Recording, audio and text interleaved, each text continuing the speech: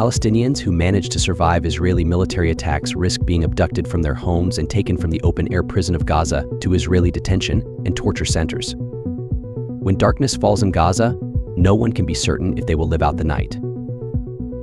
If they do survive this collective punishment, Palestinians also risk being abducted and disappeared from their homes during the night. As the world marked the UN International Day in support of victims of torture on 26 June, reports of widespread torture and abuse were emerging from all corners of Gaza and Israeli detention and torture centers in the desert.in observance of the occasion. UN Secretary-General Antonio Guterres stated torturers must never be allowed to get away with their crimes, and systems that enable torture should be dismantled or transformed. Yet the institutions meant to prevent such crimes against humanity are either feckless or indifferent. 37 years after the Convention Against Torture came into effect, violations of human dignity not only persist but have escalated. In Gaza today, Palestinians are subjected to two types of mass torture. The first is the abduction from their homes by Israeli soldiers during nighttime military raids, stripping them down of anything that resembles human beings in Israeli torture camps. The second is the infliction of such horrific levels of violence on the entire civilian population that it constitutes torture.iri-for-all. It was early February when Israel launched an incursion into the southern city of Khan Younis. The Abu Sultan family tried to flee their home during the day, but were not fast enough. Israeli tanks had encircled their neighborhood of Al-Amal, sealing off any chance of escape. A group of soldiers and their menacing dogs stormed the home of Sada Abu Sultan, an elderly woman who stood frozen in fear in the hallway alongside her brother, Mohammed, and husband, Abdel Karim.in. What appears to have become a trend, the dog pounced on 72-year-old Sada, savagely mauling her as her brother tried to intervene. Mohammed was shot in the chest and left bleeding on the floor.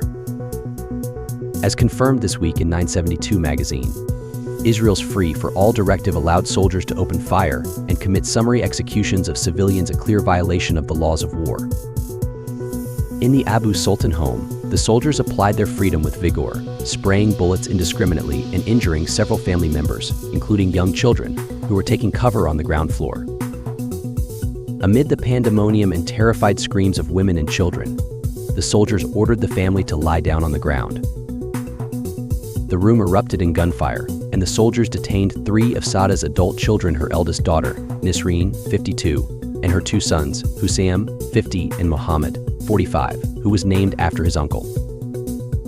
After an hour of horror, the soldiers left the house bleeding profusely and unable to move. Sada's brother, Mohammed, who had been sheltering at his sister's home since December 2023, pleaded for medical help. Sada did not want to leave her brother behind but reluctantly agreed to get him emergency care. In a journey that would have normally taken 20 minutes on foot, but extended to an agonizing 4 hours as they dodged bullets and hid from relentless shelling, Sada, her sister-in-law, and their children finally reached Nasser Hospital. Fooled by adrenaline and the urgency to save her brother's life, Sada couldn't think of the severity of her own injuries. The dog attack had torn the flesh and smashed the bones in her arm, requiring extensive medical treatment, including platinum implants. Torture compounded. Although Sada immediately notified aid workers from the Red Crescent of Mohammed's dire situation, they were unable to access the area until months later when the Israeli military withdrew from Khan Younis. By then, Mohammed's body had decomposed in a city left in total ruins. After spending a week in a hospital that was also besieged and violently attacked by Israeli forces, Sada was discharged from the Nasser medical complex. Weeks later, rescuers would unearth hundreds of bodies, including those of children, women, and the elderly, from the courtyard of the Khan Younis hospital. Sada and her surviving family members relocated to Rafah, where her youngest son, Ali, 42, had been sheltering with his in-laws. Her detained children, Nisreen and Mohammed, had endured 3 days of torture and deprivation in an unknown location before being released and joining their family in Rafah. Hussam, however, remained in detention. Overwhelmed with grief over her brother being left to bleed out and ultimately killed for simply trying to protect her, and for her abducted son held hostage by Israel, Sada's health rapidly declined. On 23 February, after the family concluded their Friday prayers, her son Mohammed decided to take her to the hospital, along with some of the children with him, to help find transportation. When they returned, the house in which they were sheltering in the so-called safe zone of Rafah was targeted in an airstrike, killing Sada, her husband Abdul Karim, and her daughter, Nisreen. 3 members of the host family, including 2 women and a child, were also killed, while many others were wounded and rushed to the hospital. In imaginable conditions. Months later, Hussam remains in Israeli captivity with no news of his fate or location. His wife and children are imagining the unimaginable. The stories emerging from Israeli prisons have been grim. CNN exposed Israel's harrowing treatment of dozens of Palestinian prisoners from Gaza held hostage in the Teiman desert camp turned detention center. In the report, which sparked widespread condemnation, Israeli whistleblowers who worked at the Teiman desert camp revealed that Palestinian hostages were subjected to revenge beatings, amputation of limbs due to injuries sustained from constant handcuffing, and extreme physical restraint. In an environment overwhelmed by the smell of neglected wounds left to rot. While disturbing, in Israel, such methods and abuse are not an aberration but were, in fact, devised and codified as standard legal practice 37 years ago.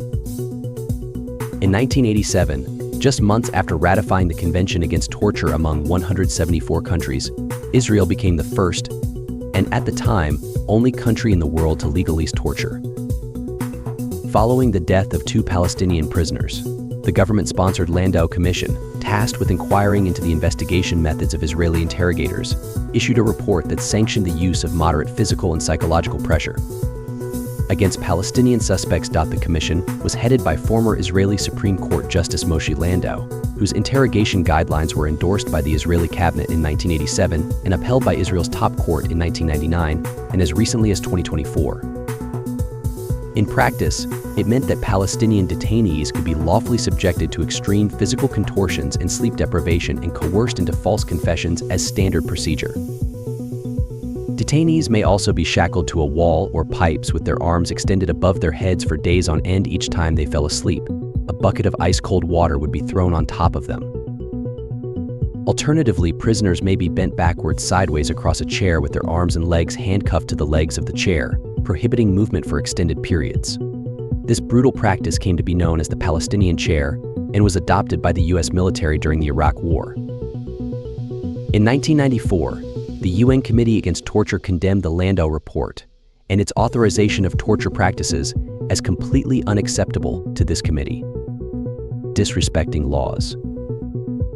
Torture is prohibited in both international humanitarian and human rights law through the Geneva Conventions, especially Article 27 of Geneva IV, and the Convention Against Torture, which reinforced prior international agreements prohibiting torture, such as the Universal Declaration of Human Rights and the European Convention on Human Rights.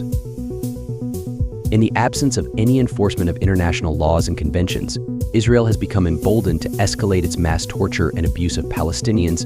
Following his release from detention, the head of Gaza's largest hospital described the almost daily torture to which he and others were subjected. Dr. Mohammed Abu Salmiya, who was held for 7 months without charge after his arrest at Al-Shifa Hospital last November, reported extensive and repeated assaults with batons and dogs, deprivation of food and medicine, as well as physical and psychological humiliation. Even after 9 months, Palestinians in Gaza ask themselves every day how the world can witness the constant torture, abuse, mass killing, maiming, and starvation and refuse to hold Israel accountable. And not only do they refuse to intervene to stop a genocide, but the US, UK, and much of Europe are actively supporting it. As Craig Mokhiber, a former UN human rights official who resigned from his job in protest of the organization's inaction and complicity, observed, not only are these countries refusing to meet their treaty obligations under the Geneva Conventions, but they are also arming Israel's genocide while providing political and diplomatic cover for it. The Geneva Conventions mandate that all states have an obligation to respect and ensure respect for international humanitarian law in all circumstances. But in the case of Israel's genocide, torture, and humiliation of Palestinians, the reverse has been true. Western countries are disrespecting and actively undermining HL and the institutions designed to defend it. We are witnessing an era of ineffectual, if if not hypocritical and immoral, global leadership that allows the savage slaughter and oppression of a people to continue when it must end now? We'd love to hear your thoughts, so please leave your comments below. If you enjoyed this video, don't forget to give it a thumbs up, subscribe to our channel, and hit the bell icon to stay updated with the latest news. Thanks for watching.